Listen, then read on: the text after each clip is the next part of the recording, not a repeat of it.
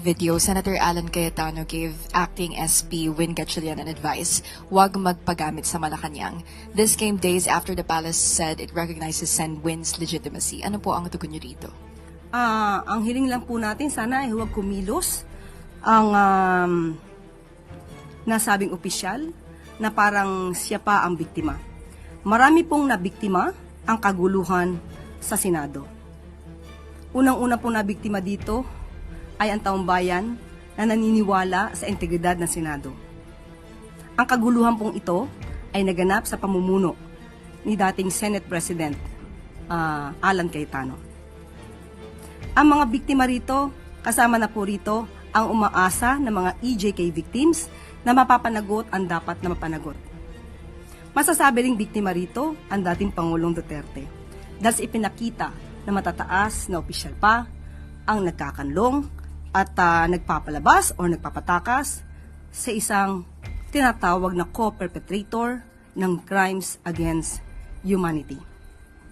Ang lahat ng kaguluhan nito ay hindi po dahil sa pakikialam ng Malacanang. Ang putukang nangyari sa Senado noong May 13, ito po ay alam, may permiso, aprobado ni Senator Alan Cayetano. Ang pag-lock and load order na isinagawa at inutos ni General Aplasca noon, ito po ay aprobado ni Senator Alan Cayetano. Ang pagpapalabas o pagpapatakas kay Senator Bato de la Rosa ay aprobado din po ni Senator Alan Cayetano. Kung lahat pong ito ay sinasabing ni intervention ang Malacanang, lahat ng yan ay hindi mangyayari. So, ang sinasabi ay mag-ingat sa Malacanang. Mas mag-ingat po ang taong bayan sa mga taong nagkukunwari at nagpapanggap na banal. Yusek, are you referring to Senator Alan Cayetano dun po sa sinabi niyo nagpapanggap na banal? Wala po tayong pinapatamaan sa lahat po ito. Kung tatamaan po siya, wala na po tayong magagawa ron. Yusek, on another topic po, what is the palace's response to Sandigan Bayan's dismissal of the Marcos family's ill-gotten wealth because the PCGG would no longer present evidence? Sa ngayon po ay hindi po tayo otorisado magsita tungkol sa family affair. Tayo po ay Palace Press Officer. Sunod na tanong mula kay Marisol Halili, TV5. Good morning, Yusek. Yusek, did the President talk to the block of Senator Gatchalian or at least to acting Senate President Gatchalian amid the Senate gridlock? Sa ngayon po, personal, wala po tayong personal na kaalaman at wala po sa ating ibinababang impormasyon patungkol po dyan. But does the President see the need to talk to Senator Gatchalian? Sa aking pagkakawari, dapat lamang po dahil siya naman po ang kinikilala na acting Senate President. So, kailangan lamang po. What does the President want to tell the Senator, if ever? Yan po ay hypothetical. Sinabi lamang po natin na kinakailangan sila mag-usap. Of course, yung mga napepending po ng mga bills at katulad po ng sinabi ng Pangulo ay hihiling po yata ng supplemental budget. So, kailangan po silang magkausap patungkol po dito. Yusek, last na lang po. A group of lawyers is planning to file usurpation of authority against some senators following the Blue Ribbon Committee hearing last week. From the palace's point of view, do you see or were there violations following that particular hearing? Kung pag-uusapan po natin ay batas, may mga elemento po ang usurpation of authority. Unang-una po ay yun yung pagpapanggap o may false pretension na sila ay may kapangyarihan pero wala. Lack of authority, walang kapangyarihan pero gumaganap sa isang kapangyarihan na naaakop lamang o naaangkop lamang sa isang tunay na may otoridad. So, ang ginawa nila na paghihiring doon at hindi na sila halos kinikilala, hindi sila kinikilala ng HOR, hindi sila kinikilala ng ehekutibo.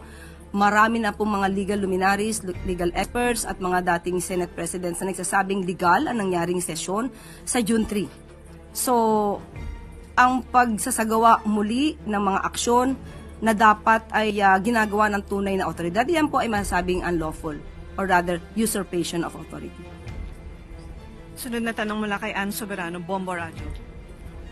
Yusek, good morning. Ano po yung reaksyon ng Malacanang sa naging pahayag ni dating Senate President Franklin Drilon na dapat na daw makialam o mag-intervene si Pangulong Marcos dahil sa patuloy na sigalot sa Senado? May desisyon na po bang magpapatawag ang Pangulo ng special session o balak po ba niyang ipatawag at pulungin na lamang ang mga senador para maayos ito? Maganda pong panukala po yan. Nanggagaling sa dating Senate President, iginagalang na isang public servant. At ang Pangulo naman po ay hindi sarado ang pintuan sa mga ganyang klaseng mungkahi at suggestion. Ang tanong na lamang po, sa katulad po ba ni Senator Alan Cayetano ay uubra yung ganitong klase ng mga suggestion? Pero ma'am, may balak na po bang pulungin ni Pangulo itong mga senador or magpapatawag siya or yung special session? Pinagmimitingan po yan. Sa ngayon ay wala po tayong detalye. Baka po bukas or mamayang hapon ay makakapagbigay po ako sa inyong detalye. Dahil pinag-uusapan na po yan. Ma'am, follow up lang ma'am. Video, Senator Alan Cayetano gave acting SP Win Gatchalian an advice, huwag magpagamit sa Malacanang. This came days after the palace said it recognizes Sen. Win's legitimacy. Ano po ang tugon niyo rito? Ang hiling lang po natin, sana ay huwag kumilos ang nasabing opisyal na parang siya pa ang biktima. Marami pong nabiktima ang kaguluhan sa Senado. Unang-una pong nabiktima dito ay ang taong bayan na naniniwala sa integridad ng Senado. Ang kaguluhan pong ito ay naganap sa pamumuno ni dating Senate President Alan Cayetano. Ang mga biktima rito, kasama na po rito ang umaasa ng mga EJK victims na mapapanagot ang dapat na mapanagot. Masasabi ring biktima rito ang dating Pangulong Duterte dahil sa ipinakita na matataas na opisyal pa ang nagkakanlong at nagpapalabas o nagpapatakas sa isang tinatawag na co-perpetrator ng crimes against humanity. Ang lahat ng kaguluhan nito ay hindi po dahil sa pakikialam ng Malacanang. Ang putukang nangyari sa Senado noong May 13, ito po ay alam, may permiso, aprobado ni Senator Alan Cayetano. Ang pag-lock and load order na isinagawa at inutos ni General Aplasca noon, ito po ay aprobado ni Senator Alan Cayetano. Ang pagpapalabas o pagpapatakas kay Senator Bato de la Rosa ay aprobado din po ni Senator Alan Cayetano. Kung lahat pong ito ay sinasabing ni intervention ang Malacanang, lahat ng yan ay hindi mangyayari. So, ang sinasabi ay mag-ingat sa Malacanang, mas mag-ingat po ang taong bayan sa mga taong nagkukunwari at nagpapanggap na banal. Yusek, are you referring to Senator Alan Cayetano dun po sa sinabi niyo nagpapanggap na banal? Wala po tayong pinapatamaan sa lahat po ito. Kung tatamaan po siya, wala na po tayong magagawa ron. Yusek, on another topic po, what is the palace's response to Sandigan Bayan's dismissal of the Marcos family's ill-gotten wealth because the PCGG would no longer present evidence?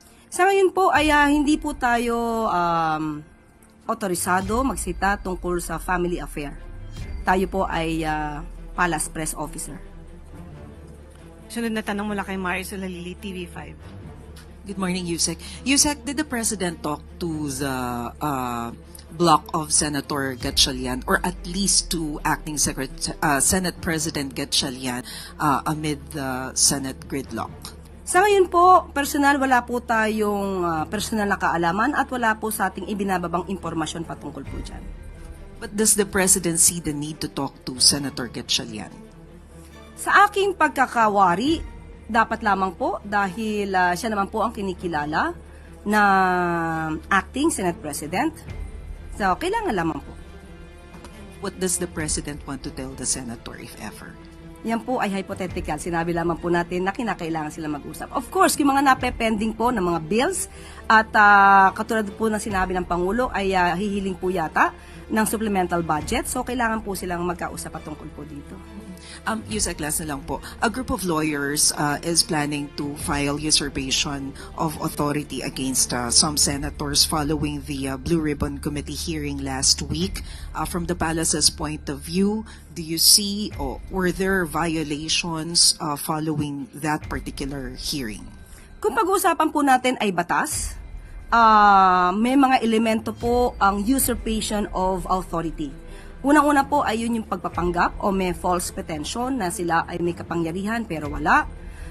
Lack of authority, walang kapangyarihan pero gumaganap sa isang kapangyarihan na naaakop lamang o naaangkop lamang sa isang tunay na may otoridad. So, ang ginawa nila na paghihiring doon, at hindi na sila halos kinikilala, hindi sila kinikilala ng HOR, hindi sila kinikilala ng ehekutibo.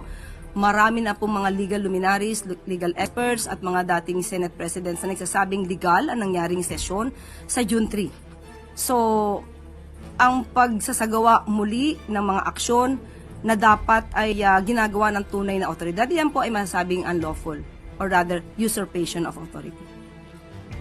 Sunod na tanong mula kay Ann Soberano, Bombo Radyo.